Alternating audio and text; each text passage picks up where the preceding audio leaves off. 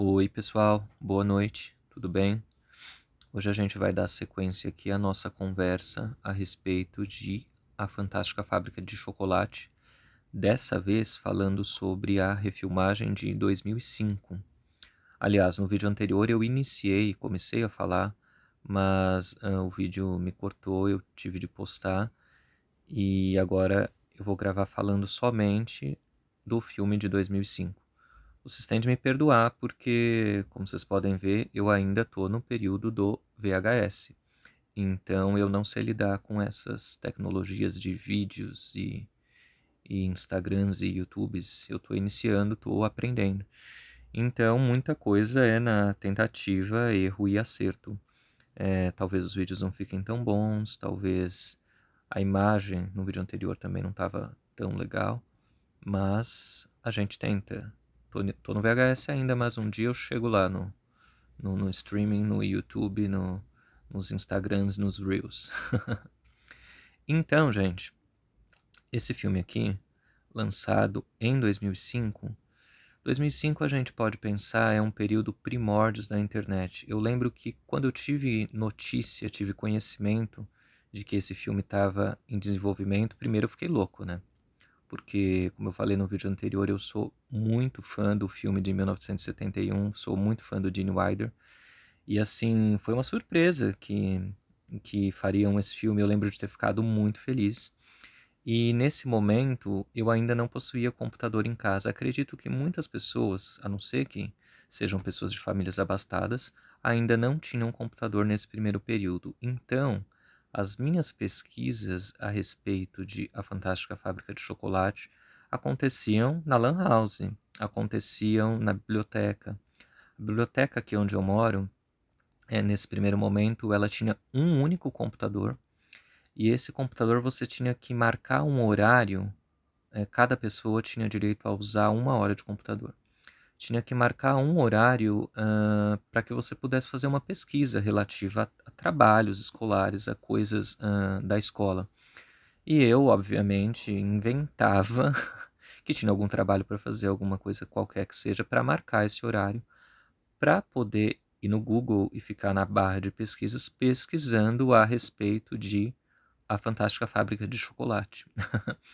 E qual não foi a minha surpresa nessas pesquisas ao pesquisar? Eu pesquisava sempre fotos, imagens, queria saber se já tinha alguma coisa, se já tinha algum visual.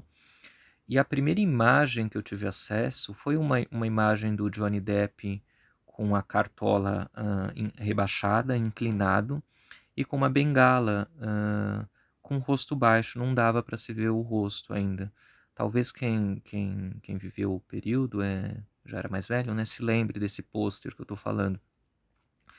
E o meu primeiro pensamento foi, gente, o ator que vai viver o Willy Wonka é o Michael Jackson, será?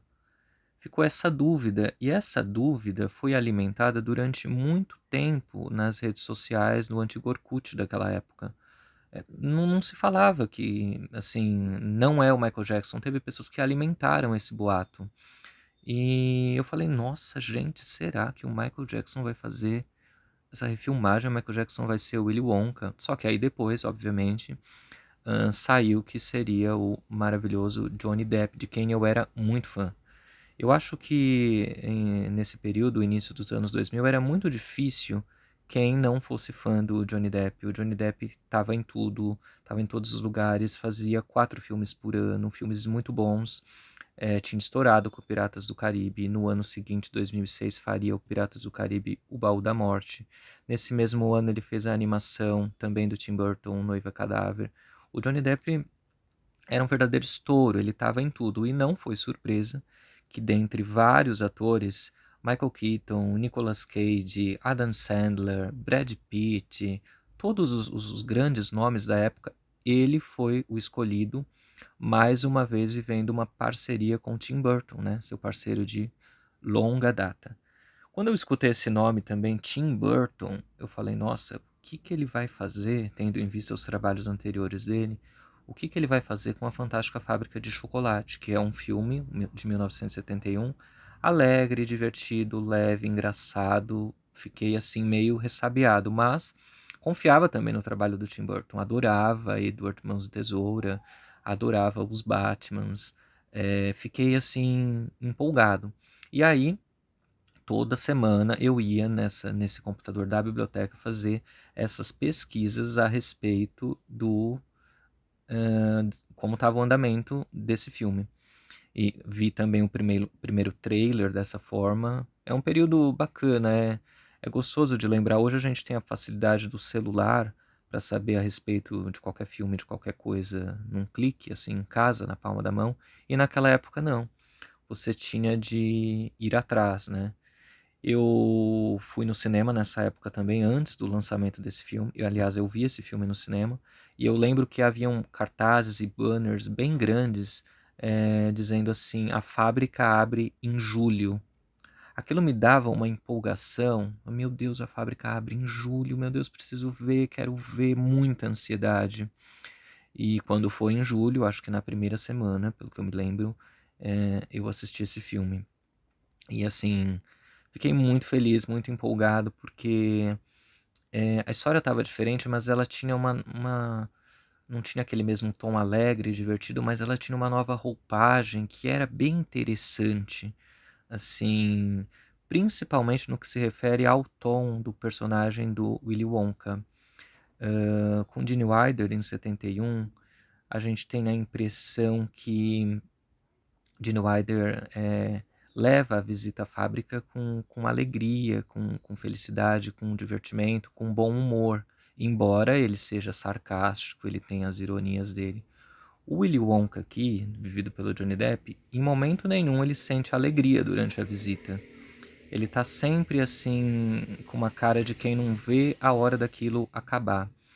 E ele tem também um humor, como eu posso dizer, um humor meio dúbio, um humor assim de duplo sentido, que é claro, num olhar de uma criança passaria despercebido, mas num olhar atento de um adulto, perceberia que tinha claras referências de que o personagem era gay ali. O que eu vejo como uma coisa muito avançada no momento em que o cinema, o mundo de modo geral, não tinha tanta receptividade com esses assuntos. O Willy Wonka, aqui vivido pelo Johnny Depp, ele tem falas como, por exemplo, quando eles chegam na sala do chocolate, ele fala algo nesse sentido. Deixa eu ver se eu me lembro. Isso é logo quando eles chegam, quando ele está apresentando a sala. Tudo neste espaço é comestível. Até eu sou comestível. Só que isso seria canibalismo, isso é mal visto por muitas sociedades. Então, uma fala nesse sentido, o que você tira disso, né? Uma criança acha engraçado, mas um adulto, né? E você percebe também que ele não leva a visita com bom humor. Com o Gene Wilder, você tem a impressão que os acidentes que acontecem com as crianças são consequências da visita à fábrica. Aqui você tem a impressão de que a visita à fábrica você tem a impressão de que o Willy Wonka quer que aqueles acidentes aconteçam. Quando ele está na sala das nozes com os esquilos, ele fala para Veruca assim: menininha, não toque nas nozes dos esquilos, eles ficam muito bravos. E ele fecha o portão, o portãozinho que tem onde dá acesso, e ele faz uma cara assim de perversidade. Esse tipo de coisa me agrada muitíssimo. Isso é o tom, né? O tom do Tim Burton, é a interpretação que o ator deu, que foi bastante diferente do Gene Wilder, mas eu, assim, sou apaixonado por esse filme. Assim, eu tenho é lógico, o de 1971 aquece o coração, mas esse aqui de 2005 também é um filme também muito querido. Eu acredito que é também um filme muito querido para muitas pessoas. Eu quero saber, inclusive, qual vocês preferem, a Fábrica de 71 com Gene Wilder ou a de 2005 com o Johnny Depp. Quero que vocês me contem aí também. Agora, falar também aqui, já falei demais, né? Falar um pouquinho a respeito da edição. Aqui, ediçãozinha em VHS, dublada, vocês verem a lombada, o logo da Warner, Johnny Depp com a cartola, infantil, os Umpa-Lumpas. Esse Umpa-Lumpa aqui, ele foi vivido pelo ator Deep Roy. ele foi por computador, né? Ele viveu todos os Umpa-Lumpas, ele foi multiplicado por computador.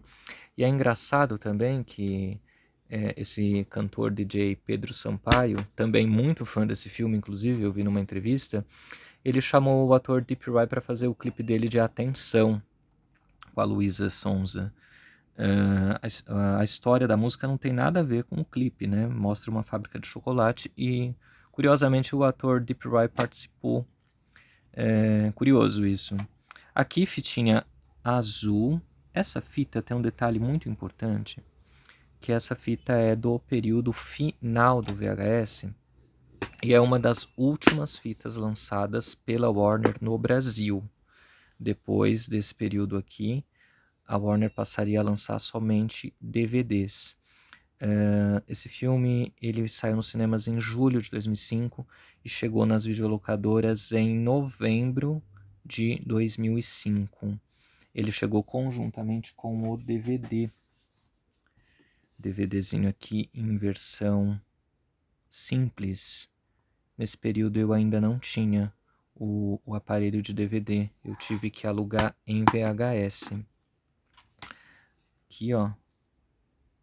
Johnny Depp com a cartola em mãos, disco 1, porque nessa época também era bastante comum sair o disco duplo, com extras. Quem lembra dos extras, gente? Esses bastidores eram muito gostosos de se assistir, né? Esses extras, aquelas entrevistas, aqueles joguinhos, eram muito bacanas.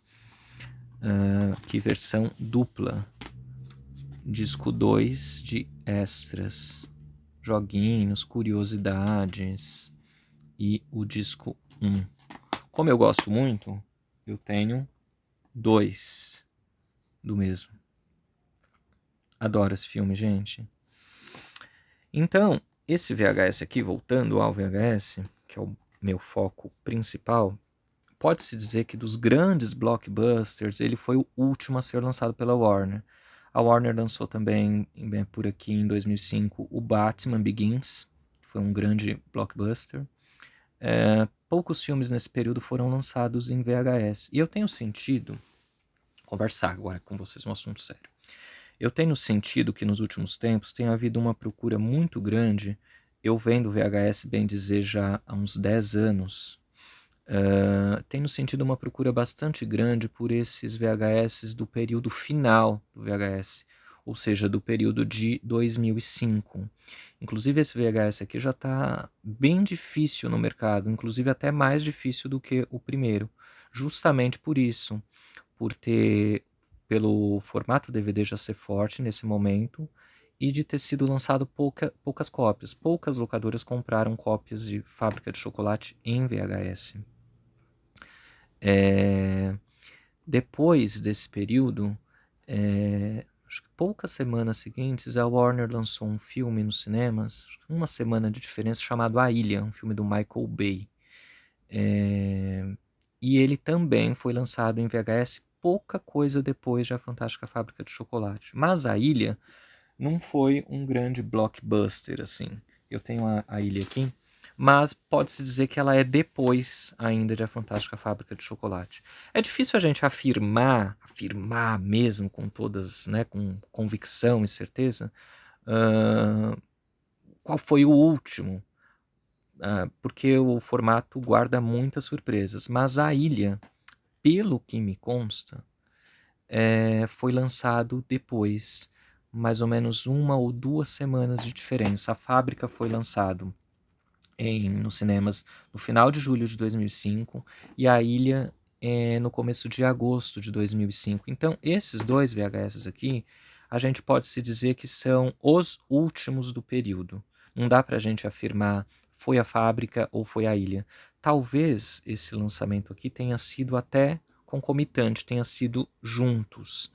Mas para ficar o registro não dá também para a gente afirmar foi a Fábrica. Agora, o que eu posso afirmar com toda certeza é que Harry Potter e o Cálice de Fogo não foi lançado em VHS no Brasil, embora a propaganda diga que seria lançado em VHS, ele não foi.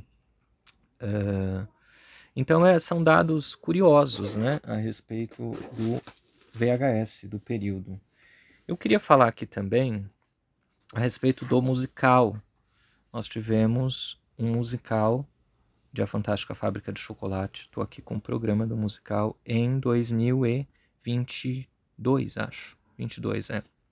Ele estava previsto para estrear em abril de 20, e infelizmente veio a pandemia, não pôde, ele não aconteceu, e ele aconteceu quando houve aquela volta, quando a pandemia já havia arrefecido um pouco, aquela volta aos palcos, aquela volta aos cinemas, vivido aqui por um ator brasileiro maravilhoso que eu adoro, um grande ator de musicais, Cleto Bassic, um ator também que deu uma outra interpretação ao Willy Wonka, com manejos e traquejos, claro, do Gene Wilder e do Johnny Depp, mas com uma coisa muito própria dele. Eu adoro esse ator. Infelizmente eu não consegui falar com ele pessoalmente na peça. Eu assisti a peça 3 vezes, o musical. Aqui tá ele, para vocês verem. Cleto Bassic. Ele vai estar agora também no musical que está sendo preparado, o da Matilda. Ó, vocês vejam que essa foto de divulgação dele, ele usava essa peruca e depois demorou tanto para que a peça efetivamente acontecesse que o cabelo dele até cresceu. Ficou até melhor, inclusive.